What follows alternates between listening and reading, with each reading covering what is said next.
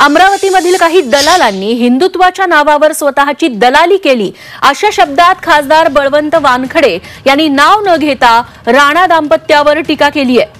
प्रयागराजमधील महाकुंभसाठी अमरावतीतून 7 बसगाड्यातून तब्बल 450 भाविक प्रयागराजला पाठवण्यात आले, मात्र त्यांची तिथे कुठलीच व्यवस्था करण्यात आली नव्हती।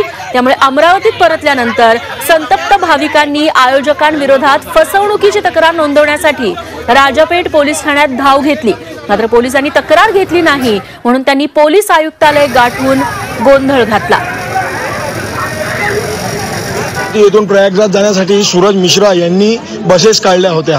त्या बसेसमध्ये आम्ही सगळे प्रवासी गेलो। इथून आम्हाला सांगितलं होतं की तुम्हाला 6,000 रुपये द्यायचे आहे, तुम्हाला 2 टाइमचा चहा, सकाळचा नाश्ता आणि रात्रीचं जेवण मिळेल आणि प्रयागराजला तुम्हाला झोपायला प्रशस्त लेडीजला सेपरेट हॉल, जेंट्सला सेपरेट हॉल, तिथे बेड आणि गादी आणि पांघरायला देणार।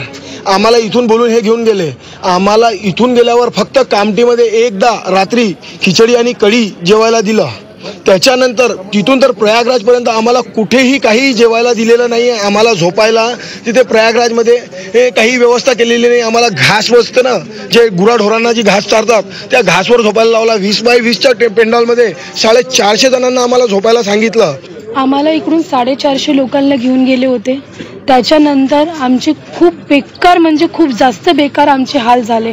आमच्यापेक्षा लहान लेकरं वडिलाचे त्यांच्यापेक्षा जास्त बेकार हाल झाले। आमची मागणी बस इतकी आहे, आम्हाला फक्त आमच्यासोबत जे घडलं ते दुसऱ्यासोबत नाही घडलं पाहिजे म्हणून आम्ही इथपर्यंत आलो।